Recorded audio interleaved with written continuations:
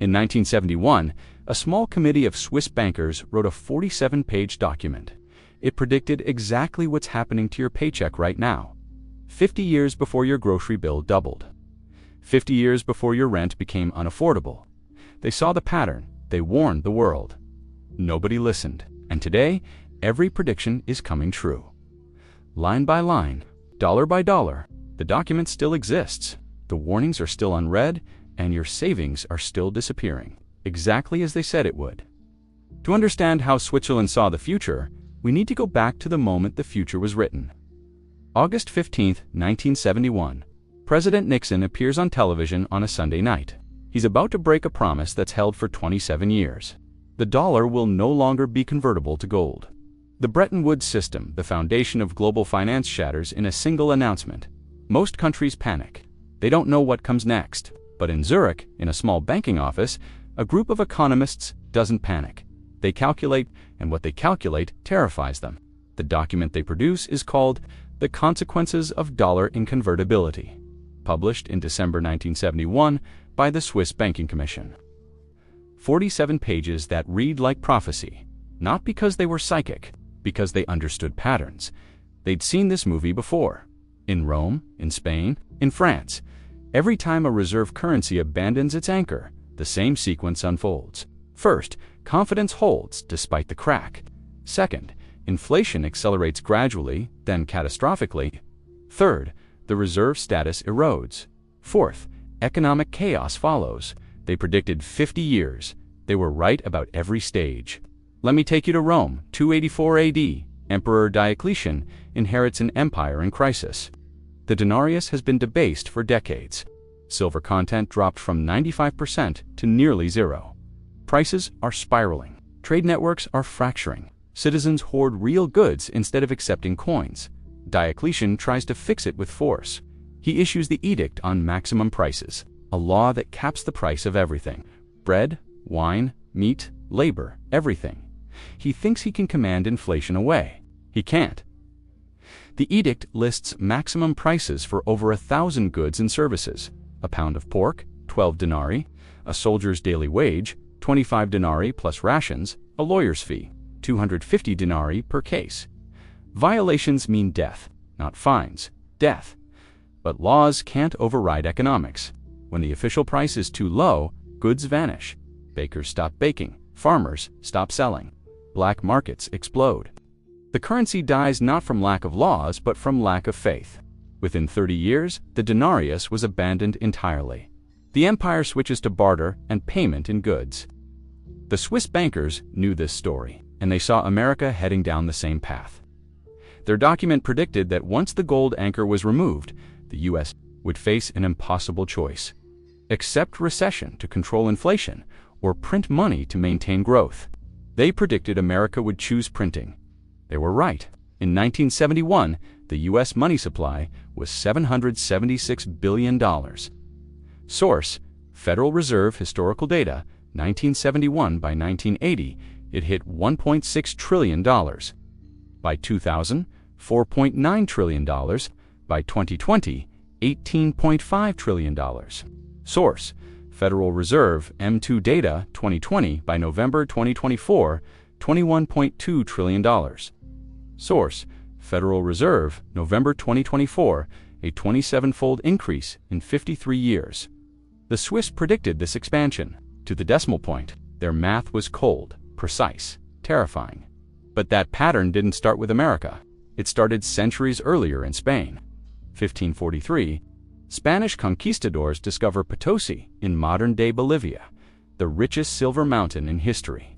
For the next 200 years, Spanish treasure fleets carry millions of pounds of silver to Europe. Spain becomes the wealthiest empire on earth. The Spanish real is the global reserve currency. Every merchant from Manila to Amsterdam accepts it. Confidence is absolute. The silver seems infinite. Then comes the price revolution. Between 1550 and 1650, prices in Spain increased 400%. Source: Earl J. Hamilton, American Treasure, and the Price Revolution in Spain, not because of shortages, because of silver floods. Too much money chasing the same goods. The pattern the Swiss bankers recognized. Spanish wheat costs 5 times French wheat. Spanish cloth costs triple Dutch cloth. Industries collapse. Why manufacture when imports are cheaper? Spain becomes a consumer nation, producing nothing. The silver pours in and pours right back out faster, paying for imports, funding wars, maintaining an empire. By 1557, King Philip II defaulted on Spain's debt. Then again in 1560, 1575, and 1596. For defaults in 40 years, the richest empire on earth drowns in its own wealth. The Swiss saw this pattern in America's trajectory. The Swiss document made a specific prediction. They said that within one generation, 25 to 30 years, the dollar would lose significant purchasing power, that cities would become unaffordable, that working families would struggle despite rising nominal wages. Let me show you how right they were. In 1971, the median home price in America was $25,000. Source: U.S. Census Bureau. 1971 median household income was $10,285. Source: U.S. Census Bureau. 1971, that's a price-to-income ratio of 2.4 to 1. A family could buy a home with 2.5 years of income. By November 2024, the median home price hit $417,000. Source: National Association of Realtors. October 2024 median household income is $75,000.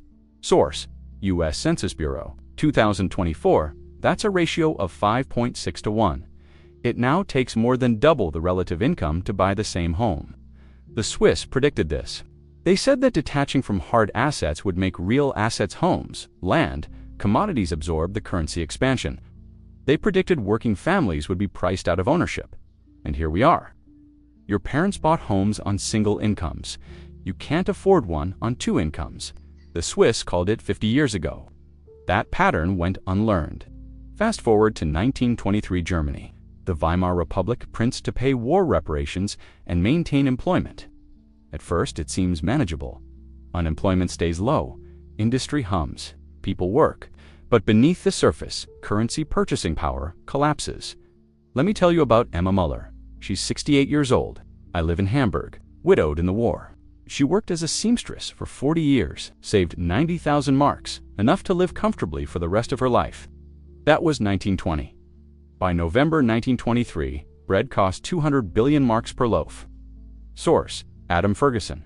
When money dies, Emma's 90,000 marks buy her nothing. Not a week of food, not a single day, nothing. She collapses in the market, not from hunger, from understanding. 40 years of discipline, 40 years of sacrifice, gone, not stolen, evaporated. The currency betrayed her. The Swiss bankers studied Emma's story. They studied thousands like her, and they warned that dollar debasement would do the same thing. Slower, quieter, but just as destructive. Here's the part that should terrify you. The Swiss document predicted that the crisis would unfold in stages. Stage 1, confidence despite fundamentals. The dollar would remain dominant through momentum, even as the foundation cracked. We lived through this from 1971 to 2000. The dollar stayed strong, markets boomed. Everyone believed American exceptionalism would last forever. Stage 2, this is 2002, 2020. Housing prices double. College costs triple. Healthcare becomes unaffordable. But economists call it manageable inflation and growing economy. Stage 3, accelerating loss of faith. This is now 2022 today, and the Swiss predicted we'd be here. The evidence is in your bank account. In 2019, average monthly expenses for a family of 4 were $5,200. Source: Bureau of Labor Statistics Consumer Expenditure Survey, 2019, by November 2024. Those same expenses hit $7,450. Source: Bureau of Labor Statistics. 2024, that's 43% in 5 years. But your salary didn't increase 43%, maybe 10% if you're lucky. The gap, that's the Swiss prediction, materializing.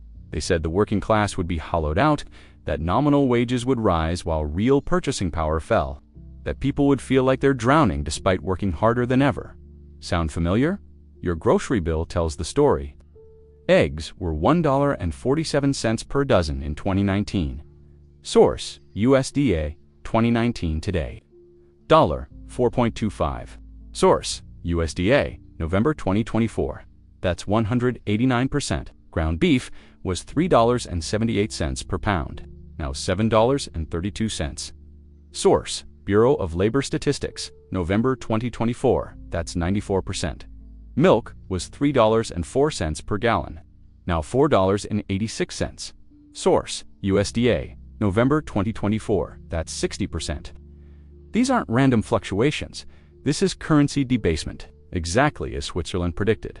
The dollar buys less because there are more dollars. Simple, mathematical, inevitable. But here's the twist. The Swiss didn't just predict the problem, they predicted the global response. They said other nations would eventually reject dollar dominance, that a multipolar currency system would emerge. Those alternatives would rise. In 1971, this seemed impossible. America was too powerful. The dollar is too entrenched. But the Swiss saw the long game. And the long game is playing out now. China launched the petroleum in Russia, and China trade in local currencies. The BRICS nations are building alternative payment systems. India buys Russian oil in rupees. Saudi Arabia accepts yuan for oil payments, 25% of Chinese purchases as of October 2024.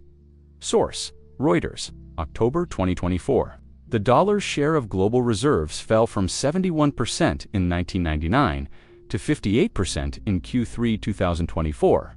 Source: IMF COFR data. Q3 2024, that's still dominant, but it is declining. And decline creates momentum. The Swiss predicted that once the decline became visible, it would accelerate. Because reserve currency status is a confidence game. Everyone holds dollars because everyone else holds dollars. But when major players exit, others follow.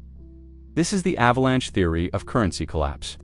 One snowflake doesn't matter, but when the slope is steep enough, one snowflake triggers catastrophe. Your retirement account feels this shift.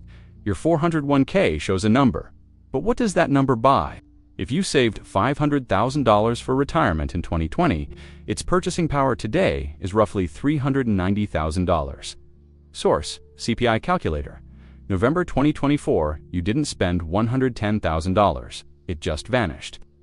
The Swiss predicted this erosion. They said that savers would be punished, that currency expansion rewards debtors and destroys savers, that the prudent would subsidize the reckless. They were describing your reality. You save money, the money loses value. You work harder, you fall further behind. This isn't bad luck. It's the pattern asserting itself. But today, we have central banks. You say sophisticated models, real-time data, advanced technology. The Swiss addressed this too. They noted that Germany had the Reichsbank in 1923, trained economists. Detailed statistics, emergency powers, none of it mattered. Because monetary collapse isn't a data problem, it's a confidence problem. And confidence can't be modeled, it can't be controlled. When people lose faith in currency, no institution can restore it. No speech, no policy, no intervention.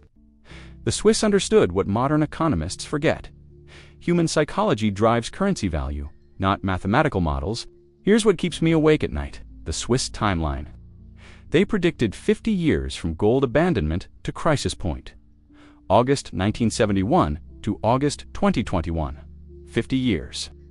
We're now 3 years past their predicted inflection point, and everything they warned about is accelerating. National debt hit $36 trillion in November 2024. Source: U.S. Treasury, November 2024. That's $108,000 per citizen. Interest payments alone cost $1.13 trillion annually. Source: U.S. Treasury, 2024. More than defense spending, more than Medicare, just interest. The math doesn't work. Can't work. The Swiss saw this endpoint. They predicted it with precision, and we're living it. Student debt crossed $1.77 trillion. Source: Federal Student Aid. October 2020, for an entire generation buried under debt for education that doesn't guarantee jobs. Average rent in major cities hit $2,135 monthly. Source: Zillow, November 2024. That's 42% of median take-home pay.